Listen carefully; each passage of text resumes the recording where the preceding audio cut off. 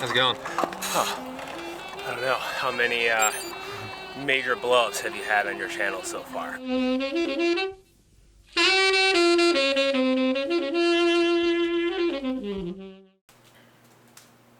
Ben, thanks for having me at your day in the life today.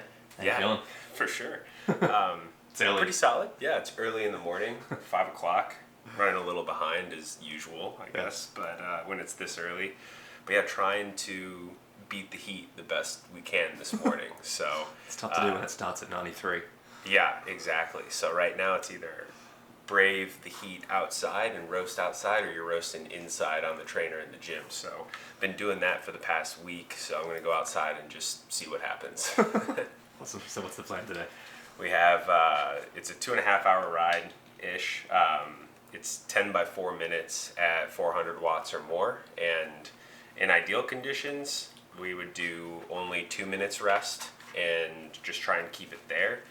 Today we'll start at 2 minutes and try not to overheat and add some extra rest in there if we need to, and then we'll go into 4 by 10 minutes at the T100 race pace. So for a big range, that's 330 to 360, depending on the course and surging and all that.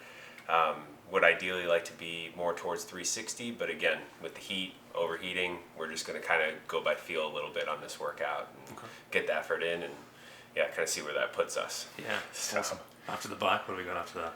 yeah, hopping off the bike and just like a 30-40 minute transition run. It's just builds, so we're getting close to racing. We're a little over a week out. So in other workouts, we might have done like a 6x5 or something more focused for race pace, but we'll start off super easy and just let ourselves build up to race pace over the course of 10 minutes. So we'll be touching the T100 pace, so that's 5:15-ish pace, goal pace. So just kind of doing that, let the legs turn over, and hopefully again staying cool. Yeah, awesome. Unfortunately, I missed the scene before when you were packing all your stuff up, but you had a bunch of bottles filled with ice. What are you Yeah. packing for the ride? The ice will melt probably in the first 30 minutes, so we'll go from cold to And there was to a lot of hot. ice there too. Yeah. But we're trying to hit 120 grams an hour. In the race, even 130. That leaves a little bit of wiggle room where 100 grams is pretty solid overall. But yeah, it's Enervit in the bottles and then Martin gels pretty much throughout the whole thing. And then I got these sweet liquid gels for the run. Like if you feel it, it's like real liquid. Like if I poured it out, it looks like orange Gatorade basically. So yeah, I like those for the run just because they go down super easy. So yeah, Awesome. that'll Yeah. also be a challenge in the heat. This is Yeah. all, yeah. So obviously it's not really ideal. We're in between training camps, and this racing or training in this sort of heat where it's 90-degree overnight lows, you just kind of got to go with the flow. And yeah, I just a week on the trainer hammering, I just had to switch it up a little bit. Yeah. Yeah. Well, we'll see how we go. And there's a swim after that, just an easy one, is that right? Yeah, there's I have a swim spot in the backyard, so just even in the afternoon, it's just an easy cruise overall. So Yeah. yeah, Just a recovery one. recovery, just flushing everything out. Cool. Last question on nutrition for now. I see the Pillar Performance in the background there. Oh yeah, You a fan of that? Oh, I love this. I take this every night, travel with it. They got the cool travel packs now, so I'm taking this, the vitamin C, everything I can. So that's, even if the sleep time wasn't super long last night, at least we got quality. Yeah, exactly right. And this is all the feed sponsored athletes, so Yeah, all on the feed. So I've experimented a lot. This is just what we've kind of dialed in, and this is pretty much my last big race before Kona. So this is kind of a midpoint in the season where after this I'll reset, and then we really look at dialing everything in for the long course racing. perfect. Cool. Yeah. Let's get after it. Awesome.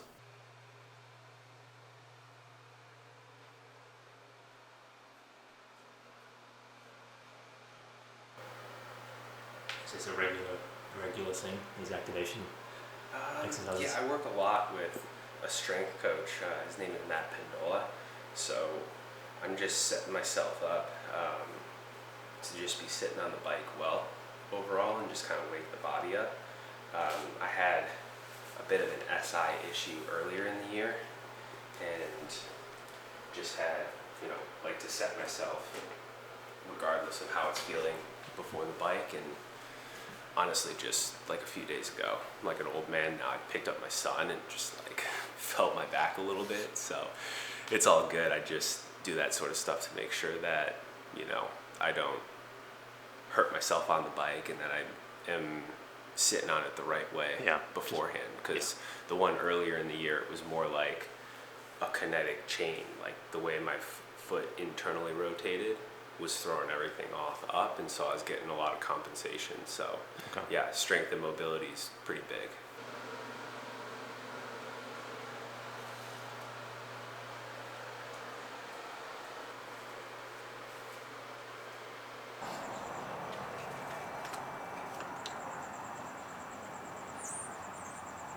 See you out there. All right, see you out there.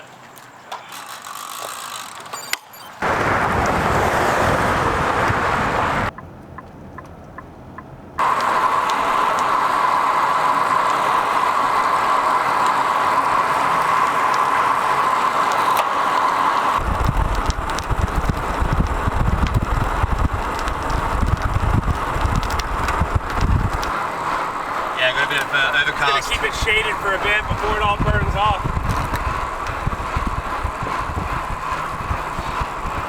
Beautiful place to ride though, very few cars. What's that? Very few cars, beautiful place to ride. Yeah. Well, usually has a good bike lane and stuff, but they're killing my road with the subdivision, so it'll do for today. It's nice and close to where I live, so get it done and get home quick.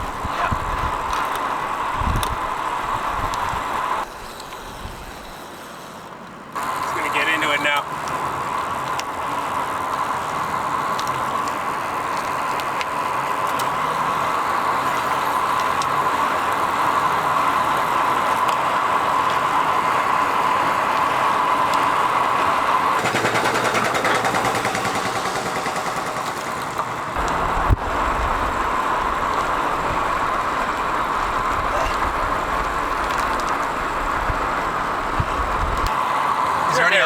Is there any ice left? No. Ice is gone. Oh, high end. Feels pretty awful 1 or 2 minutes in. And the sun is out. Fun times. That's just, yeah. Just Summerfest.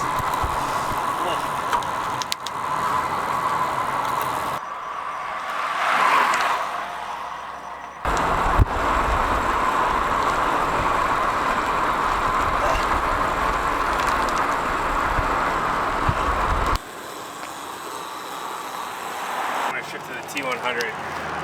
Oh shit.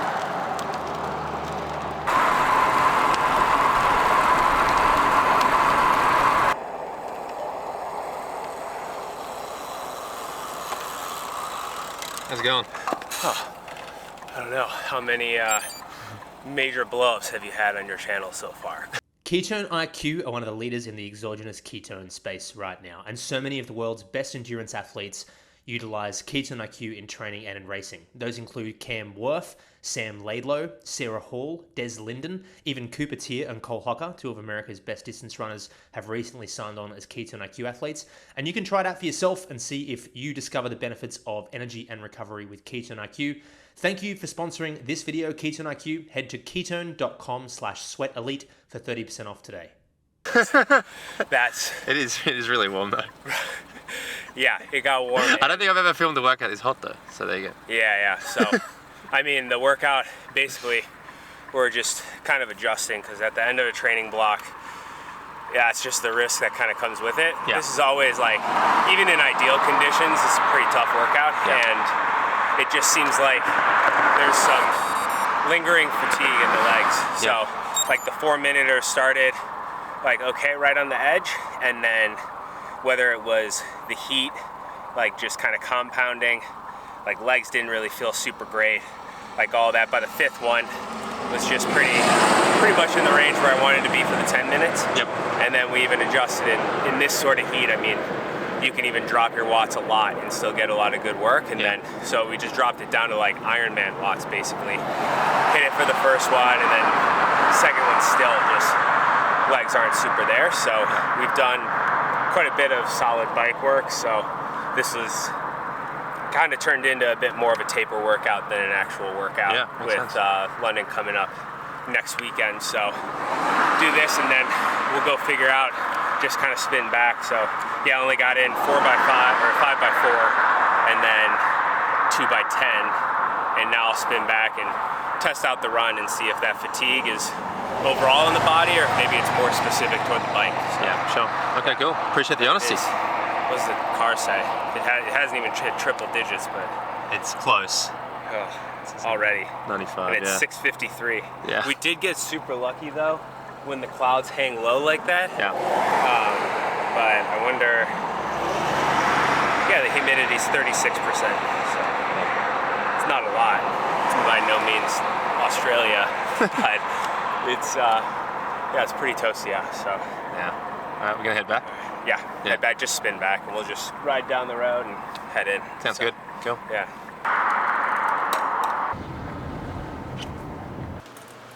Alright, they're your preferred. Are they the shit that you're racing? Yeah. Yeah. Yeah, I like the CLX ones are also pretty cool, but I feel like they're more towards maybe marathoning for the way that I run. These, like, from the very first time I tried them, just, yeah, they're so awesome. What are they called? The Rocket X2s? Oh, yeah. Hoka Rocket X2s? Okay. Yeah, nice. Love the colorway. Yeah, thanks. Okay, so how long's the run? Alright, so it might look like I'm going out for an hour and a half run with all the water and stuff. It's called panic hydrating. Just 30 minutes. I want to try and do 3x10 minutes build, Yep. hopefully to the race pace, but if not, I'm just going to try and stretch out the legs because just spent 20 some minutes cooling down, Yep. basically out on the bike. So Cool. yeah, we'll just kind of see how the legs are. Sweet. Just gonna do it.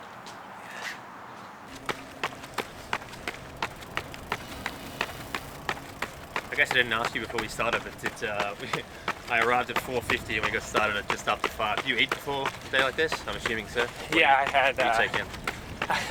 had a bowl of cereal, Yeah. so I just try and get in quite a bit of carbs. Yeah. Banana. So try and get in a lot of times before a big workout, about 100 grams of carbs before heading out the door. Okay. So And you track that through the day? Proteins, fats? yeah, I've been working with this app, Fuelin', Yeah. and got mainly Kindle. going right. Yeah. It's just to make sure, one, I'm getting enough carbohydrate in a day because I think I was slightly under fueling for the demands, and then just kind of tracking the protein a little bit. You know, it's always kind of a little bit of a rough estimate, but just to make sure I'm not like deficient, Yep. having muscle breakdown or not fully recovering. Yeah. And Scott's big on that 1 pound per kilo of body weight, I think. Yeah, yeah, the carbo loads get pretty intense. Like before San Francisco and Mont Tremblant, I was at about 750 to 800 grams of carbohydrate the day before. That's big. So a lot of simple sugars, basically. Yeah.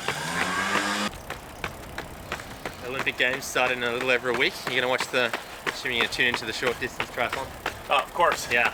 Yeah, it should be an exciting one. You got any picks? Oh. Well, gotta go with some U.S. athletes. Morgan Pearson. Morgan. I've been sharing on the podcast. I reckon he's got a shot. Yeah. Yeah, I mean, he looks like he's fit. Has a WTCS win under his belt, so got it back to USA. Yeah. Same with, Taylor Nibb, and I mean, Kirsten and Taylor are also strong. And yeah, I mean, after that, it's like triathlon anywhere these days. It's so competitive. It's hard to pick, but Cassandra, Beth Potter both seem to be going really well, and for the guys, Hayden Wild and Alex Yee are kind of the talk of the town, but Matt Hauser seems in shape. Yeah. So it's the Olympics. It's a different race than pretty much anything else, but size of the field, gaps that can happen. Yep. The French athletes are going to be there too, and all three of those guys are world champs. Yeah. So Pierre Lecole has shown some really good consistency. yeah, so I don't know. It's it's hard to call because it's whoever shows up on the day, and that's probably the hardest thing about sport is showing up and timing it exactly. Yeah. Because you can't forget Christian Blumenfeld either.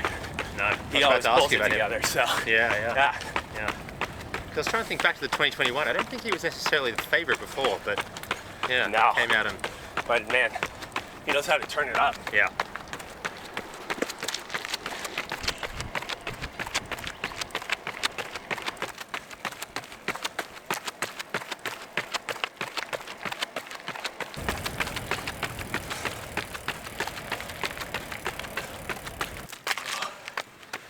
It's amazing how just a couple minutes at race pace just warms you up so much. Yeah.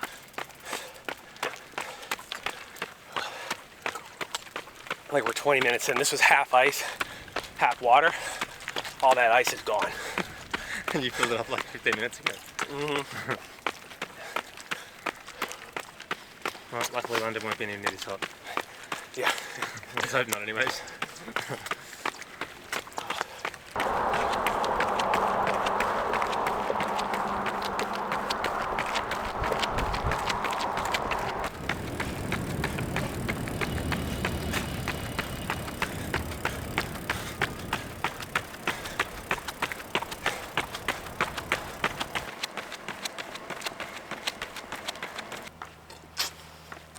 Done by 8 a.m.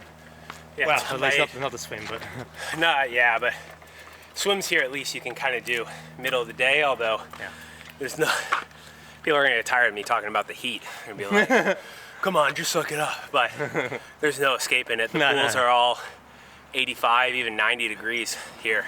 Just like you jump in and it's like a bath. So yeah, just either you get out here super early and try and brave it the best you can, or you know, you're inside and grinding away mentally a bit. So but yeah, I mean, this is kind of one of those classic days where one thing definitely doesn't go that well at all, and you adjust a little, and then not like the run was ever going to be super hard, but at least touched all the paces that I want to, got down to about 5-minute pace like pretty comfortably. So especially as it's warming up, that's pretty solid. And I know once kind of the taper hits and I rest up, the bike legs will come back. yeah, for sure. So You hit Chicago for a few days before London, and how long would the taper be? Typically? yeah, I mean, if we're really tapering super hard, like for a world champs, it's about 2 weeks that we start the taper down. But this will end up being, you know, a week and a half-ish, because the race is Sunday in London, so we're coming up on about a week out from the race, a little over. So Yeah, we're 10 days now. yeah, so this was going to be a bit bigger of a workout and then start the taper a little bit after, but might just mean starting it a little bit sooner. So sometimes you got to listen to your body, and don't need to dig a super deep hole before this, because we'll reset after London too. So had a couple good races, and this one's just kind of last check-in, and then it's all about the Ironman World Champs. Yeah. Cool, man. Well, appreciate having me out for training day, and You were able to sag. Look, we got through almost all the water in 30 minutes. Half of it went on me, but you know, needed it.